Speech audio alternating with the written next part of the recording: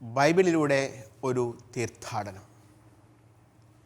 വിശുദ്ധ ഗ്രന്ഥത്തിലെ ഓരോ പുസ്തകങ്ങളെയും ആഴത്തിൽ പഠിക്കാനും മനസ്സിലാക്കാനും നാം ഏവരെയും സഹായിക്കുന്ന ഈ തിരുവചന പഠന പരമ്പരയിലേക്ക് ഗുഡ്നസ് ടിവിയുടെ മാന്യ പ്രേക്ഷകരായ നിങ്ങൾക്ക് ഏവർക്കും ഹൃദയപൂർവ്വം സ്വാഗതം.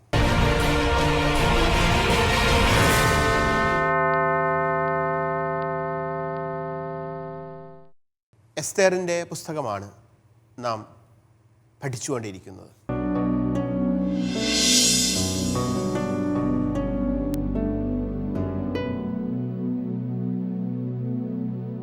എസ്തേറിൻ്റെ പുസ്തകത്തിൽ കഴിഞ്ഞ ക്ലാസ്സിൽ ഞാൻ സൂചിപ്പിച്ചതുപോലെ പ്രധാനമായും 3 രാജശാസനങ്ങളെക്കുറിച്ച് പറയുന്നുണ്ട്. പേർഷ്യൻ സാമ്രാജ്യത്തിൻ്റെ അധിപതിയായ അഹസ്വേരൂസ് രാജാവിൻ്റെ രാജകീയ മുദ്രയോടുകൂടെ പ്രസിദ്ധം ചെയ്യപ്പെട്ട 3 രാജശാസനങ്ങൾ. അതിൽ ആദ്യത്തേത് പേർഷ്യൻ രാജാവിൻ്റെ തന്നെ രാജ്ഞി പദത്തിലുണ്ടായിരുന്ന വഷ്തി രാജ്ഞിയെ സ്ഥാനഭ്രഷ്ടയാക്കിക്കൊണ്ടുള്ള ഒന്നായിരുന്നു.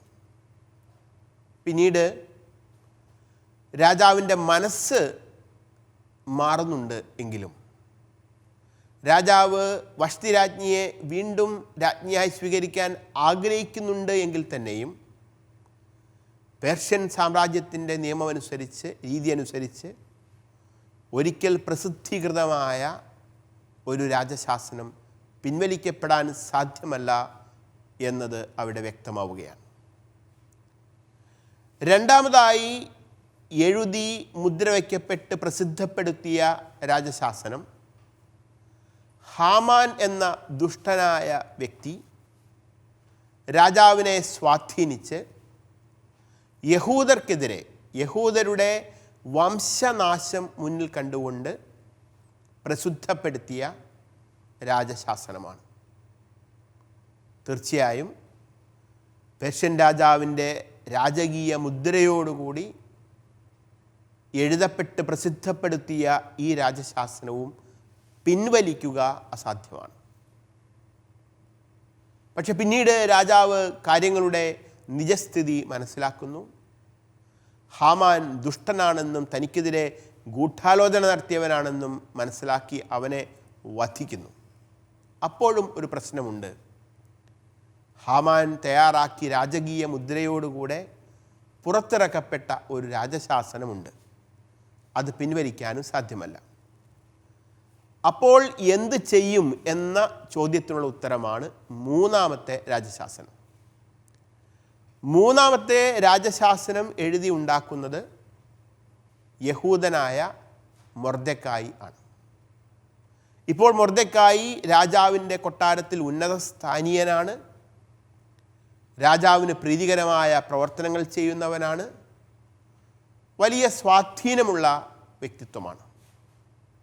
കൂടാതെ രാജാവിൻ്റെ ഇഷ്ടഭാജനം കൂടിയായ രാജ്ഞി എസ്തേർ ഒരു യഹൂദ വംശജയാണ്. അതുകൊണ്ട് 2-ാമത്തെ രാജശാസനത്തിലെ പ്രശ്നങ്ങളെ പരിഹരിക്കുന്നതിനും യഹൂദർക്ക് സംരക്ഷണം കിട്ടുന്നതിനും യഹൂദർക്ക് ചെറുത്തു നിൽക്കാൻ അവകാശം നൽകുന്നതിനും ആവശ്യമെങ്കിൽ ഒരു ആക്രമണം നടത്തുന്നതിനും ഉള്ള അനുവാദം നൽകിക്കൊണ്ടാണ് 3-ാമത്തെ രാജശാസനം തയ്യാറാക്കപ്പെടുകയും രാജകീയ മുദ്ര പതിപ്പിച്ചതിന് ശേഷം പ്രസിദ്ധപ്പെടുത്തുകയും ചെയ്യുന്നത്. ഈ പുസ്തകത്തിൻ്റെ 16-ാം അധ്യായത്തിൽ ഈ രാജശാസനത്തിൻ്റെ ഉള്ളടക്കം നമ്മൾ വിശദമായി കാണുന്നു. ഗ്രീക്ക് ഭാഷയിലാണ് ഈ രാജശാസനത്തിൻ്റെ ഉള്ളടക്കം എഴുതപ്പെട്ടിട്ടുള്ള 16-ാം അധ്യായം വിരചിതമായിരിക്കുന്നത്. അതിനാൽ തന്നെ ഇതിൻ്റെ ഹീബ്രു മൂലകൃതിയുടെ ഭാഗമായിട്ട് ഈ അധ്യായം കാണുന്നില്ല. ഏതായാലും ഈ രാജശാസനത്തിൻ്റെ 3-ാമത്തെ യഹൂദർക്ക് അനുകൂലമായ മൊർദെഖായാൽ എഴുതപ്പെട്ട രാജശാസനത്തിൻ്റെ ഉള്ളടക്കമാണ് നാം ഇപ്പോൾ പഠന വിധേയമാക്കിക്കൊണ്ടിരിക്കുന്നത്. കഴിഞ്ഞ ക്ലാസ്സിൽ 16-ാം അധ്യായത്തിൻ്റെ ആദ്യ ഭാഗം വിശദീകരിച്ചുകൊണ്ട് ഈ കത്തിൻ്റെ, ഈ രാജശാസനത്തിൻ്റെ ചില ആമുഖമായ കാര്യങ്ങളും അതിൻ്റെ ഉള്ളടക്കത്തിലെ ആദ്യ ഭാഗവും നമ്മൾ കണ്ടു കഴിഞ്ഞു. ഇന്ന് ഈ രാജശാസനത്തിൻ്റെ ബാക്കിയുള്ള ഭാഗം നമുക്കൊന്ന് പരിശോധിക്കാം. 16-ാം അധ്യായത്തിൻ്റെ 7 മുതൽ 11 വരെയുള്ള തിരുവചനങ്ങളിൽ അർഹതയില്ലാത്തവൻ അധികാരത്തിലെത്തിയാൽ സംഭവിക്കുന്നതിനെക്കുറിച്ച് ഈ രാജശാസനത്തിൽ പറഞ്ഞിട്ടുള്ള കാര്യങ്ങൾ നമുക്കൊന്ന് വായിക്കാം. ഈ സമയം സാധിക്കുമെങ്കിൽ നിങ്ങൾ ഓരോരുത്തരും വിശുദ്ധ ഗ്രന്ഥം ഒന്ന് കയ്യിലെടുക്കണം. എന്നോടൊപ്പം നിങ്ങളും നിങ്ങളുടെ വിശുദ്ധ ഗ്രന്ഥത്തിൽ നിന്ന് വായിക്കുക. അങ്ങനെയാകുമ്പോഴാണ് വചനം ഹൃദയത്തിൽ ആഴത്തിൽ പതിയുന്നതിനും ഈ പറയുന്ന കാര്യങ്ങൾ കുറച്ചുകൂടി വ്യക്തതയോടെ മനസ്സിലാക്കുന്നതിനും നിങ്ങൾക്ക് സാധിക്കുക. അതുകൊണ്ട് നമുക്ക് ഒരുമിച്ച് വായിക്കാം. എസ്തേറിൻ്റെ പുസ്തകം 16-ാം അധ്യായം 7 മുതൽ 11 വരെയുള്ള തിരുവചനങ്ങൾ. അയോഗ്യമായി അധികാരം കൈയാളുന്നവരുടെ വിനാശകരമായ പെരുമാറ്റത്തിലൂടെ നടത്തിയ ദുഷ്ടതകൾ പുരാതന രേഖകളിൽ കാണുന്നതിലധികം നാം അടുത്ത കാലത്ത് നടത്തിയ അന്വേഷണങ്ങൾ കൊണ്ട് തെളിഞ്ഞിട്ടുണ്ട്. ഭാവിയിൽ നമ്മുടെ രാജ്യത്ത് എല്ലാ മനുഷ്യരുടെയും ഇടയിൽ ശാന്തിയും സമാധാനവും പുലരാൻ നാം കൂടുതൽ ശ്രദ്ധ ചെലുത്തും. അതിനായി നമ്മുടെ ഭരണരീതി മാറ്റുകയും എപ്പോഴും നമ്മുടെ കൺമുൻപിലെത്തുന്ന കാര്യങ്ങൾ കൂടുതൽ സമഭാവന നിറഞ്ഞ പരിഗണനയോടെ വിധിക്കുകയും ചെയ്യും. ഹമ്മേദാഥായുടെ മകനും മക്കദോനിയാക്കാരനും തീർച്ചയായും പേർഷ്യൻ രക്തത്തിന് അന്യനും നമ്മുടെ ദയയേതും തീണ്ടിയിട്ടില്ലാത്തവനുമായ ഹാമാൻ നമ്മുടെ അതിഥിയായി ഇത്രയും കാലം എല്ലാ ജനതകളുടെയും നേരെ നമുക്കുള്ള സന്മനസ്സിൻ്റെ ഫലമനുഭവിച്ചു. നാം അവനെ പിതാവെന്ന് വിളിക്കുകയും എല്ലാവരും അവനെ രാജസിംഹാസനത്തിൻ്റെ 2-ാം സ്ഥാനക്കാരനായി കുമ്പിട്ട് വണങ്ങുകയും ചെയ്തു പോന്നു. അധികാരത്തിലെത്തിയ അർഹതയില്ലാത്തവൻ ഹാമാൻ എന്ന വ്യക്തിയാണ് എന്നീ ഭാഗത്ത് കൃത്യമായി രാജശാസനം വ്യക്തമാക്കുന്നു. തുടങ്ങുന്നത് തന്നെ ഇപ്രകാരം പറഞ്ഞുകൊണ്ടാണ്: അയോഗ്യമായി അധികാരം കൈയാളുന്നവരുടെ വിനാശകരമായ പെരുമാറ്റത്തിലൂടെ നടത്തിയ ദുഷ്ടതകൾ പുരാതന രേഖകളിൽ കാണുന്നതിലധികം നാം അടുത്ത കാലത്ത് നടത്തിയ അന്വേഷണങ്ങൾ കൊണ്ട് തെളിഞ്ഞിട്ടുണ്ട് എന്ന് പേർഷ്യൻ രാജാവ് പറയുകയാണ്.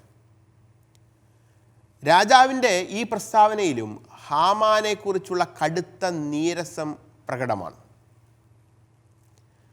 അധികാരം ദുഷിപ്പിച്ച മനുഷ്യരുടെ കഥകൾ പേർഷ്യൻ രാജാവ് ചരിത്ര കഥകളിൽ നിന്നും മനസ്സിലാക്കിയിട്ടുണ്ട്.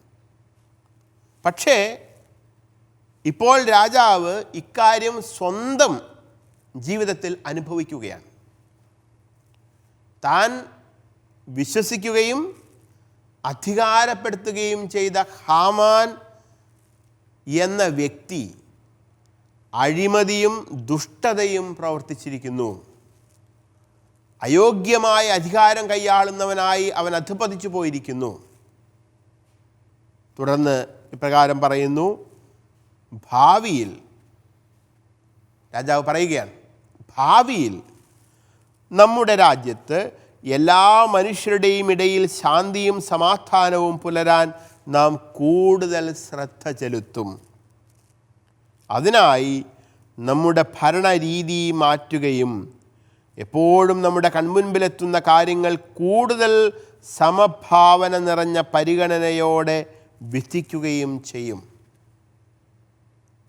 രാജാവ് രാജ്യത്ത് താൻ ഉദ്ദേശിച്ചതുപോലെ അല്ല കാര്യങ്ങൾ നടന്നത് എന്ന് ഏറ്റുപറയുകയാണ്. തൻ്റെ രാജ്യത്ത് താൻ ഉദ്ദേശിച്ച പോലെ കാര്യങ്ങൾ നടക്കുന്നില്ല എന്ന് ഏറ്റുപറയേണ്ടി വരുന്ന ഒരു രാജാവിൻ്റെ ഗതികേട് കൂടെ നമുക്കിവിടെ കാണാം. ഒറ്റ കാര്യമുള്ളൂ, അദ്ദേഹം ഹാമാൻ എന്ന വ്യക്തിയെ അന്ധമായി വിശ്വസിച്ചുപോയി.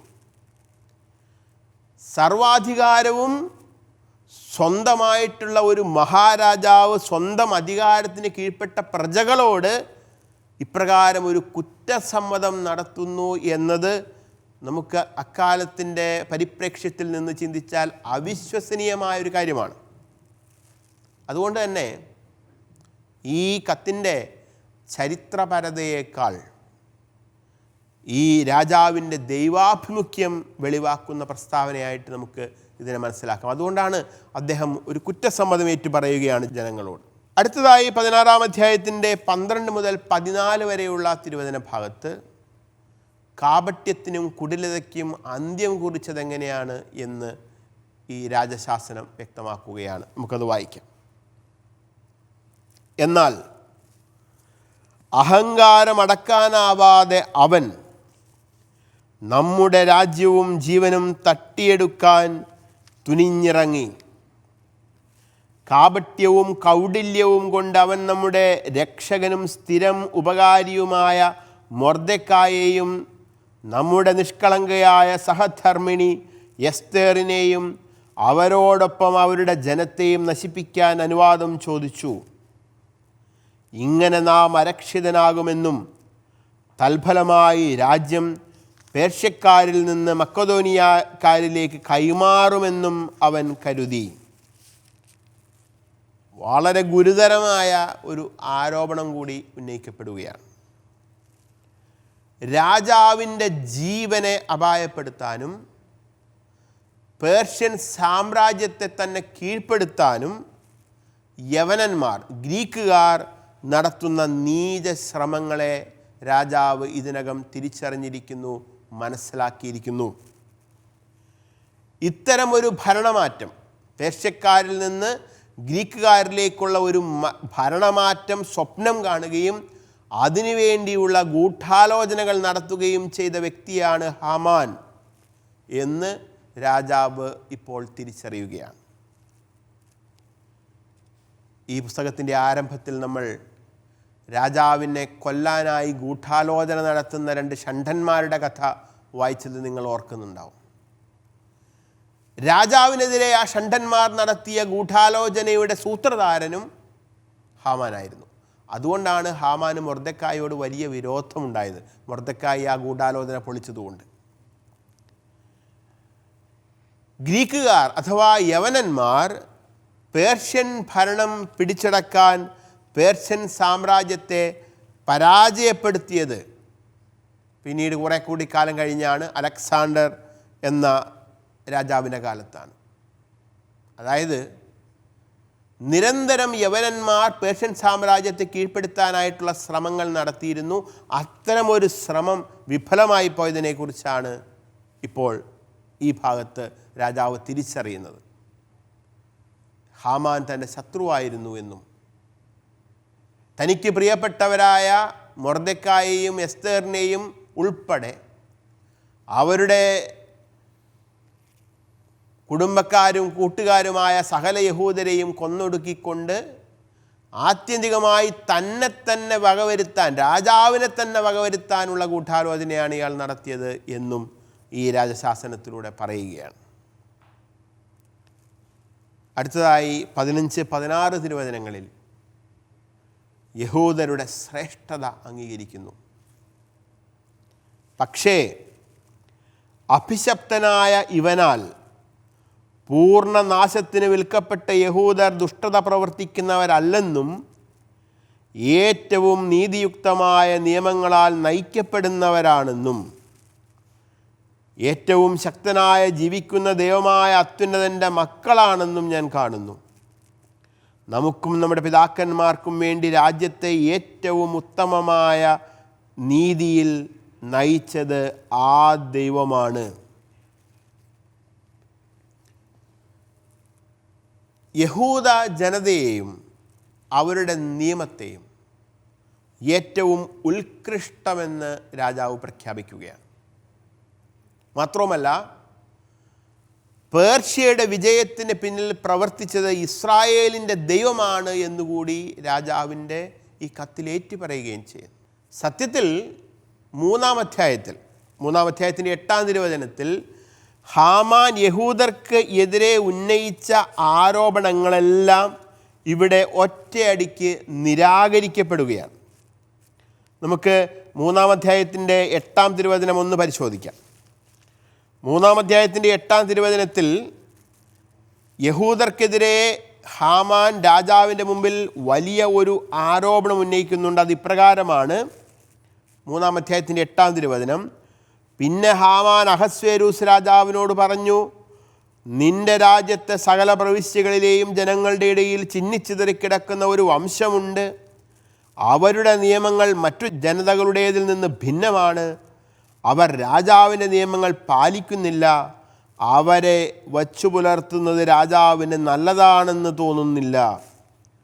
അതായത് 3-ാം അധ്യായത്തിൻ്റെ 8-ാം വാക്യത്തിൽ യഹൂദർ രാജ്യദ്രോഹികളാണെന്നും യഹൂദരുടെ നിയമങ്ങൾ രാജ്യത്തിൻ്റെ നിയമങ്ങളിൽ നിന്ന് വ്യത്യസ്തമാണെന്നും യഹൂദർ രാജാവിൻ്റെ ശത്രുക്കളാണെന്നും ഹാമാൻ പറഞ്ഞിടത്ത് നിന്നും ഇപ്പോഴിതാ ഈ അധ്യായത്തിലേക്ക് 16-ാം അധ്യായത്തിലേക്ക് നമ്മൾ വരുമ്പോൾ അത് മുഴുവൻ നിരാകരിച്ചുകൊണ്ട് യഹൂദരുടെ ശ്രേഷ്ഠതയെ ഏറ്റുപറയുകയാണ്. യഹൂദരുടെ നിയമങ്ങളുടെ ശ്രേഷ്ഠതയെ, യഹൂദരുടെ ദൈവത്തിൻ്റെ ശ്രേഷ്ഠതയെ ഏറ്റുപറയുന്ന ഒരു കത്താണ് നമ്മളിവിടെ കാണുന്നത്. യഹൂദർ ആത്യന്തികമായി പേർഷ്യക്കാർക്ക് നന്മ ചെയ്യുന്നവരാണെന്നും യഹൂദരുടെ സാന്നിധ്യം പേർഷ്യക്കാർക്ക് അനുഗ്രഹവും നന്മയുമായിട്ടാണ് മാറുന്നത് എന്നും ഏറ്റ് പറയുകയാണ്. അടുത്തതായി ഈ അധ്യായത്തിൻ്റെ 16-ാം അധ്യായത്തിൻ്റെ 17-18 വചനങ്ങളിൽ മുൻപേ പുറപ്പെടുവിച്ചിട്ടുള്ള പ്രസിദ്ധപ്പെടുത്തിയിട്ടുള്ള രാജശാസനം, അതായത് ഹാമാൻ എഴുതിയുണ്ടാക്കിയ രാജശാസനത്തെ അവഗണിക്കാനുള്ള ഒരു നിർദ്ദേശമാണ് നൽകപ്പെടുന്നത്. നമുക്കൊന്ന് വായിക്കാം. ആകയാൽ ഹമ്മേദാഥായുടെ മകൻ ഹാമാൻ അയച്ച കത്തുകൾ നടപ്പിലാക്കാതിരിക്കാൻ നിങ്ങൾ പ്രത്യേകം ശ്രദ്ധിക്കണം. കാരണം ഇതെല്ലാം ചെയ്ത അവനെ തൻ്റെ സകല ബന്ധുജനങ്ങളോടും കൂടെ സൂസായുടെ കവാടത്തിൽ കഴിവിലേറ്റിയിരിക്കുന്നു. എല്ലാറ്റിനെയും ഭരിക്കുന്ന ദൈവം അവൻ അർഹിച്ച ശിക്ഷ അവൻ്റെ മേൽ വേഗം വരുത്തിയിരിക്കുന്നു. ഹാമാൻ യഹൂദരുടെ കൂട്ടക്കൊല ലക്ഷ്യമിട്ട് അയച്ച രാജശാസനങ്ങൾ ജനങ്ങൾ സ്വീകരിക്കേണ്ടതില്ല, അവയെ അവഗണിച്ച് കളയണം എന്ന് പുതിയ രാജശാസനത്തിലൂടെ രാജാവ് ജനത്തോട് പറയുകയാണ്. കാരണം ഹാമാനിലൂടെ പ്രസിദ്ധം ചെയ്യപ്പെട്ട രാജശാസനം പിൻവലിക്കപ്പെടാൻ ഉള്ള സാധ്യത ഇല്ലാത്ത ഒരു സാഹചര്യത്തിലാണ് അതിനെ അവഗണിച്ച് കളയാൻ പറയുന്നത്. മാത്രവുമല്ല, അതെഴുതിയ വ്യക്തി ഹാമാൻ, അയാളുടെ കുടുംബക്കാർ മുഴുവൻ പേരും ഇതാ രാജ്യദ്രോഹികളെന്ന് കണ്ട് അവരെ കഴിവിലേറ്റിയിരിക്കുന്നു, അവർ കൊല്ലപ്പെട്ടിരിക്കുന്നു, അവരിപ്പോഴില്ല. അതുകൊണ്ട് സാമ്രാജ്യത്തിലെ ജനങ്ങൾ ആ വ്യക്തി എഴുതിയ ആ രാജശാസനത്തെ അവഗണിച്ച് കളയണം എന്ന് രാജാവ് നിർദ്ദേശിക്കുകയാണ്. അടുത്തതായി ഈ അധ്യായത്തിൻ്റെ അവസാന ഭാഗത്തേക്ക് നമ്മൾ വരുന്നു. 16-ാം അധ്യായത്തിൻ്റെ 19 മുതൽ 24 വരെയുള്ള തിരുവചനങ്ങളിൽ ആഹ്ലാദകരമായ ഒരു അനുസ്മരണോത്സവത്തെക്കുറിച്ചാണ് വിവരിക്കുന്നത്. നമുക്ക് ആ വചനഭാഗം ഒന്ന് വായിച്ചതിന് ശേഷം വ്യാഖ്യാനിക്കാം. ഈ കത്തിൻ്റെ ഒരു പകർപ്പ് എല്ലാവർക്കും കാണാൻ കഴിയും വിധം എല്ലായിടത്തും പതിക്കണം. തങ്ങളുടെ നിയമങ്ങളനുസരിച്ച് ജീവിക്കാൻ യഹൂദരെ അനുവദിക്കണം. 12-ാം മാസമായ ആദാർ 13-ാം ദിവസം യഹൂദരെ നശിപ്പിക്കാൻ നിശ്ചയിച്ചിരുന്ന അതേ ദിവസം അവരെ ആക്രമിക്കാൻ ഒരുങ്ങുന്നവരുടെ പിടിയിൽ നിന്ന് രക്ഷ നേടാൻ വേണ്ട എല്ലാ സഹായങ്ങളും അവർക്ക് ചെയ്തു കൊടുക്കണം. എന്തെന്നാൽ എല്ലാറ്റിനെയും ഭരിക്കുന്ന ദൈവം താൻ തിരഞ്ഞെടുത്ത ജനതയ്ക്ക് നാശത്തിൻ്റെ ഈ ദിനത്തെ ആനന്ദത്തിൻ്റെ ദിനമായി മാറ്റിയിരിക്കുന്നു. നിങ്ങളുടെ അനുസ്മരണോത്സവങ്ങളിൽ ഒന്നായി ഈ ദിനത്തെ നിങ്ങൾ അത്യാഹ്ലാദത്തോടെ ആഘോഷിക്കുവിൻ. അങ്ങനെ ഇന്നും എന്നും നമുക്ക് വിശ്വസ്തരായ പേർഷ്യക്കാർക്കും ഇത് രക്ഷയുടെ നമുക്കെതിരെ ഗൂഢാലോചന നടത്തുന്നവർക്ക് നാശത്തിൻ്റെ ഓർമ്മ ആയിരിക്കട്ടെ. ഇങ്ങനെ പ്രവർത്തിക്കാത്ത എല്ലാ നഗരവും ഗ്രാമവും ഒന്നൊഴിയാതെ കുന്തം കൊണ്ടും തീ കൊണ്ടും ക്രോധത്തോടെ നശിപ്പിക്കപ്പെടും. അവ മനുഷ്യർക്ക് കടക്കാൻ കൊള്ളാത്തതും മൃഗങ്ങൾക്കും പക്ഷികൾക്കും പോലും എല്ലാ കാലത്തേക്കും ഏറ്റവും വെറുക്കപ്പെട്ടതും ആയിരിക്കും. തങ്ങളുടെ നിയമങ്ങളനുസരിച്ച് ജീവിക്കാൻ യഹൂദരെ അനുവദിക്കണം എന്ന് ഈ ഭാഗത്തിൻ്റെ ആദ്യ വചനമായിട്ട് പറയുകയാണ്. 19-ാം വാക്യം ആയിട്ട്. എന്തുകൊണ്ടാണ് പേർഷ്യ എന്ന വിദേശ സാമ്രാജ്യത്തിൽ കഴിയുന്ന യഹൂദരുടെ നിയമങ്ങൾ അനുസരിച്ച് ജീവിക്കാൻ അവരെ അനുവദിക്കണമെന്ന് പറയുന്നത്? കാരണം യഹൂദർ ഒരേ സമയം രാജാവിനോടും രാജ്യത്തോടും ആദരവും സ്നേഹവും ഉള്ളവരും അവരുടെ ദൈവമായ കർത്താവിനോട് ഭക്തിയുമുള്ളവരായിരുന്നു. അപ്പോൾ അത് വ്യക്തമാണ്. യഹൂദരുടെ ഒരു പ്രത്യേകത, അവർ വലിയ ദൈവഭക്തി ഉള്ളവരാണ്, ദൈവത്തോട് ആദരവുള്ളവരാണ്. അവർക്കൊരു ദൈവം മാത്രമേ ഉള്ളൂ എന്ന് കരുതി അവർ രാജ്യദ്രോഹികളല്ല. രാജാവിൻ്റെ നന്മയ്ക്ക് വേണ്ടിയും രാജ്യത്തിൻ്റെ നന്മയ്ക്ക് വേണ്ടിയും അഹോരാത്രം പണിയെടുക്കുന്നവരാണ് യഹൂദർ. അതുകൊണ്ട് അവരുടെ മതനിയമങ്ങളനുസരിച്ച് ജീവിക്കാൻ അവരെ അനുവദിക്കണം എന്ന് പറയുന്നു. പേർഷ്യൻ സാമ്രാജ്യം സാധാരണഗതിയിൽ യഹൂദരുടെ മതനിയമങ്ങളനുസരിച്ച് ജീവിക്കാനുള്ള അവരുടെ അവകാശത്തെ അംഗീകരിച്ചിട്ടുണ്ടായിരുന്നു. പേർഷ്യൻ സാമ്രാജ്യം മാത്രമല്ല, പിന്നീട് പേർഷ്യക്കാരെ യവനന്മാർ ഗ്രീക്കുകാർ കീഴടക്കിയപ്പോഴും അതിൻ്റെ ആദ്യകാലത്തെല്ലാം ഗ്രീക്കുകാരും യഹൂദരുടെ മതനിയമങ്ങളനുസരിച്ച് ജീവിക്കാനുള്ള യഹൂദരുടെ അവകാശത്തെ അംഗീകരിച്ചവരായിരുന്നു. ഇതിന് വിരുദ്ധമായൊരു പ്രവൃത്തി ചരിത്രത്തിൽ നമ്മൾ കാണുന്നത് BC 175 BC 175 അന്ത്യോക്കസ് എപ്പിഫാനസ് എന്ന ഒരു സെലൂസിഡ് സാമ്രാജ്യത്തിൻ്റെ രാജാവിൻ്റെ കാലത്ത് യഹൂദരുടെ മതനിയമങ്ങളനുസരിച്ച് ജീവിക്കാനുള്ള അവരുടെ അവകാശം ചെയ്യപ്പെടുകയാണ്. പക്ഷെ ഇവിടെ കൃത്യമായി ഈ രാജശാസനത്തിലൂടെ പറയുന്നു, യഹൂദർക്ക് അവരുടെ മതനിയമങ്ങളനുസരിച്ച് ജീവിക്കാനുള്ള അവസരം രാജ്യത്തുള്ള മറ്റുള്ളവരും നൽകണം. കാരണം അവർ രാജ്യസ്നേഹികളാണ്. മാത്രവുമല്ല, ഈ ദിനത്തെ ആനന്ദത്തിൻ്റെ ദിനമാക്കി മാറ്റിയിരിക്കുന്നു എന്ന് പറഞ്ഞുകൊണ്ട് ഒരു അനുസ്മരണാ ദിനത്തെക്കുറിച്ച് പറയുകയാണ്. ഏതാണ് ആ ദിനം? യഹൂദരുടെ കൂട്ടക്കൊലയ്ക്കായി നിശ്ചയിക്കപ്പെട്ട നാശത്തിൻ്റെ അതേ ദിനത്തെ ആനന്ദത്തിൻ്റെയും ഉത്സവത്തിൻ്റെയും ദിനമാക്കി ദൈവം പരിണമിപ്പിച്ചു. ഇത് ദൈവത്തിൻ്റെ പദ്ധതിയും ശക്തിയുമാണ്. മറ്റ് ജനതകളും ഇതറിയണം, അവരംഗീകരിക്കണം. വിജാതീയരും യഹൂദരുടെ ഈ ആഹ്ലാദത്തിലും ആഘോഷത്തിലും പങ്കുചേരണം. അവരുടെ ആഘോഷങ്ങളുടെ ദിനം, ആ ദിനങ്ങളുടെ പട്ടികയിൽ, വിജാതീയരുടെ ആഘോഷങ്ങളുടെ ദിനങ്ങളുടെ പട്ടികയിൽ ഈ ദിനം, അതായത് ആദാർ മാസത്തിൻ്റെ 13-ാം തീയതിയും ഉൾച്ചേർക്കണം എന്ന് പറയുന്നു.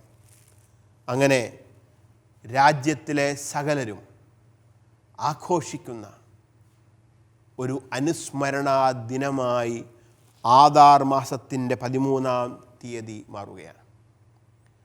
വലിയ അത്ഭുതകരമായൊരു മാറ്റമാണ് സത്യത്തിൽ ഇവിടെ സംഭവിച്ചിരിക്കുന്നത്.